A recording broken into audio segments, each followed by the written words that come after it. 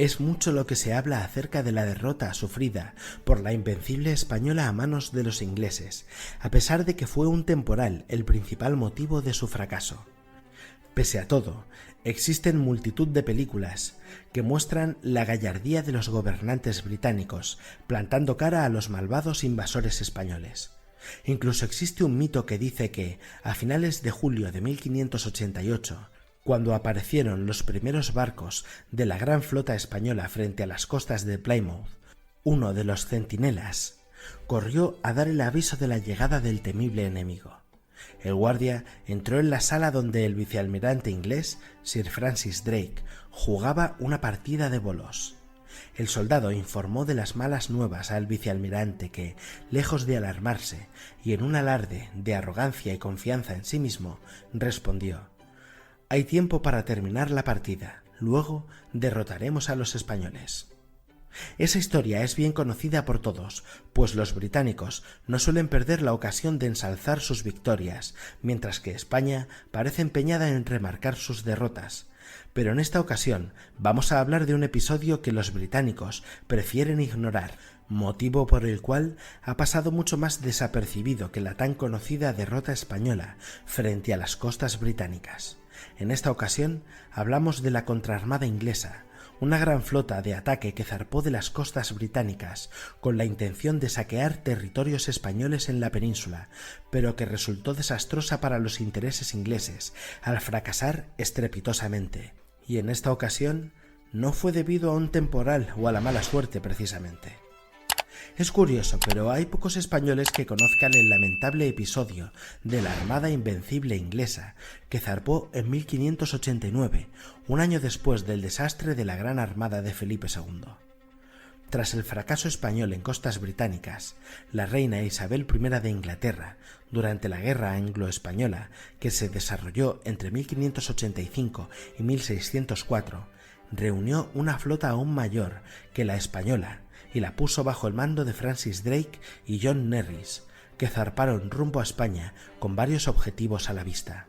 Destruir los restos de la Armada española, pues más de 100 barcos se estaban reparando en los astilleros de Santander. Después debían saquear la ciudad para obtener suministros y partir posteriormente a Lisboa, con la intención de provocar un levantamiento militar en Portugal en contra de la corona española y apoderarse de algunas islas de las Azores para disponer de bases desde las que atacar los convoys de las Indias y, con el tiempo, arrebatar a España el control de las rutas comerciales hasta el Nuevo Mundo. No consiguieron ni uno solo de sus objetivos, pues los británicos fueron derrotados en los puertos españoles y portugueses, perdiendo 20.000 hombres y viéndose obligados a una vergonzosa retirada. Su único éxito en la península ibérica, por llamarlo de alguna manera, fue el saqueo del pequeño puerto pesquero de Vigo, donde desembarcaron el 29 de junio y se ensañaron con la población civil, los conventos, la iglesia románica y el hospital de peregrinos, aunque en esa acción los gallegos causaron más de 700 bajas entre sus filas. La Armada inglesa fue una empresa particular financiada con fondos privados.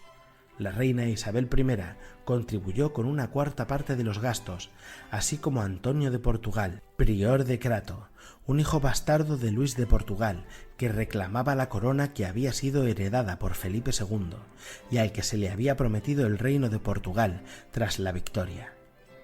Los holandeses se unieron a los británicos y Drake también contribuyó, así como, entre otros, un gran número de banqueros ingleses que aportaron fondos ante la posibilidad de obtener grandes beneficios de la ambiciosa empresa. La flota zarpó finalmente en abril de 1589, formada por entre 150 y 200 buques y alrededor de 25.000 hombres.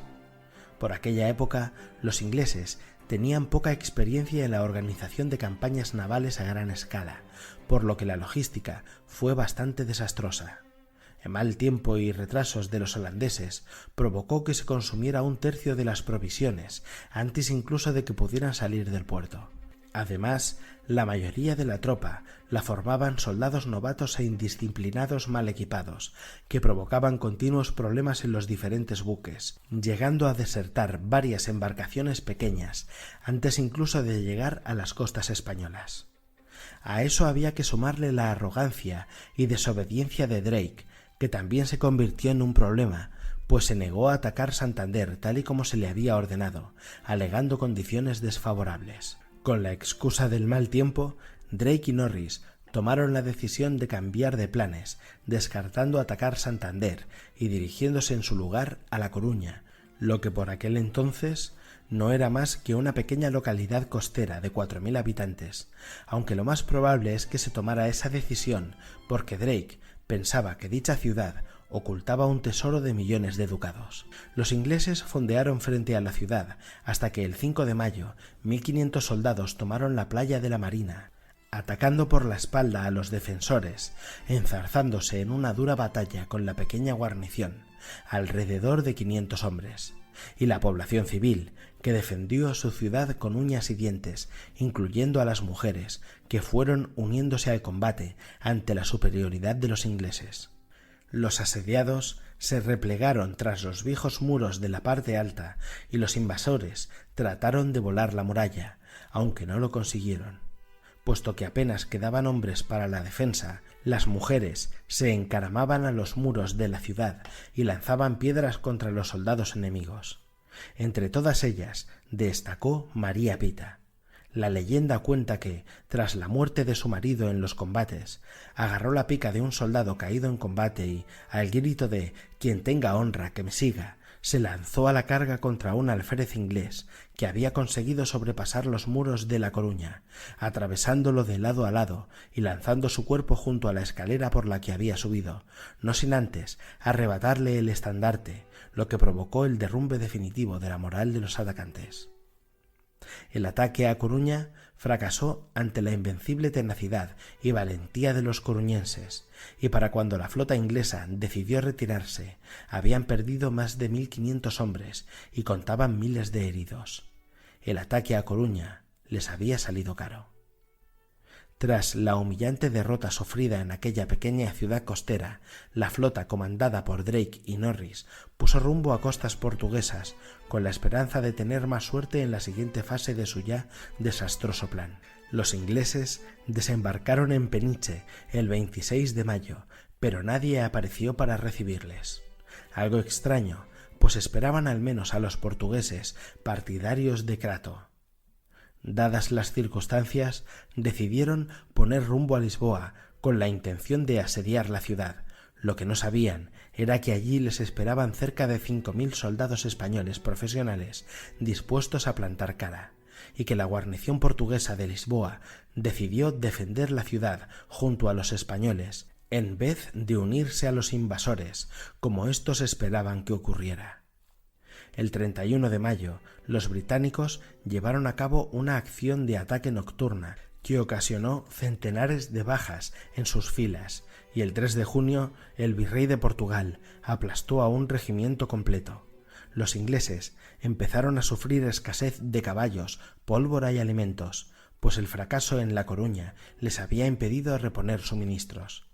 Pronto, la peste y el hambre empezaron a diezmar a miembros de la empresa inglesa, que vio cómo todo se desmoronaba a pasos agigantados, sobre todo cuando divisaron en el horizonte buques españoles y portugueses que se sumaron a la defensa. La flota inglesa fue repelida por barcos españoles y portugueses, por lo que Drake se vio obligado a levantar el sitio a mediados de junio y dirigirse a las Azores, el tercer objetivo militar y estratégico de Isabel I para la contraarmada, donde sufrieron una nueva derrota. A estas alturas, el ataque a las Azores ya no era más que un intento desesperado por evitar el fracaso total de la flota, pero ni eso pudieron hacer. La peste se ensañaba sobre las tripulaciones y la moral estaba realmente baja. Tenían la intención de al menos tomar la plaza de las Azores para controlar las rutas a América, pero no consiguieron llegar siquiera a las islas, pues una flotilla comandada por Martín Padilla lo evitó. Tras ese nuevo fracaso, Drake y Norris no tuvieron más remedio que volver a Inglaterra con las manos vacías. El hambre, la peste y los motines terminaron de condenar a la que a día de hoy es la empresa naval más desastrosa de la historia de la Armada inglesa. La flota de Drake llegó a las costas de Plymouth el 19 de julio.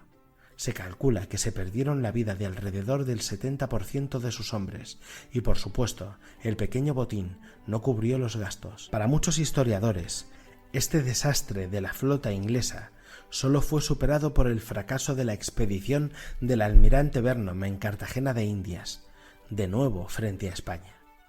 En los años siguientes, los enfrentamientos entre España e Inglaterra prosiguieron, aunque el enorme fracaso de la contraarmada inglesa acabó por debilitar a Inglaterra, mientras que para 1591 la Armada Real Española se había reconstruido. Tras la muerte de Isabel I en marzo de 1603, se coronó a Jacobo VI, hijo de María I de Eduardo, como Jacobo I de Inglaterra, y este, que deseaba la paz con España, propició un acercamiento para tratar de buscar una solución al conflicto. Las negociaciones fueron rápidas y concluyeron con el Tratado de Londres, que se firmó en agosto de 1604. Jacobo I se comprometía a no ayudar más a los Países Bajos ni a comerciar con ellos, así como a reprimir la piratería.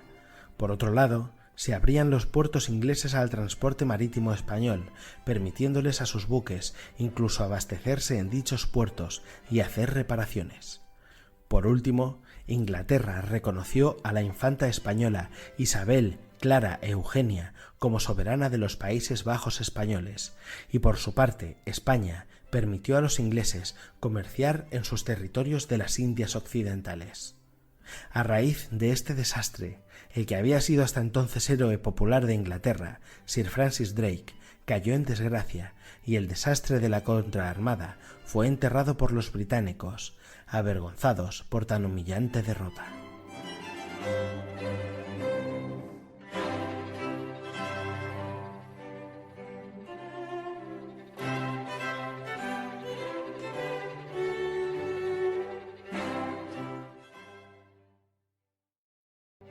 Si os ha gustado el vídeo podéis suscribiros, darle a me gusta, comentar, activar la campanita de notificaciones y por si a alguien le interesa he dejado mis redes sociales, correo electrónico, web, etc. en la descripción. Dicho esto, ya solo queda despedirme hasta la próxima. Adiós.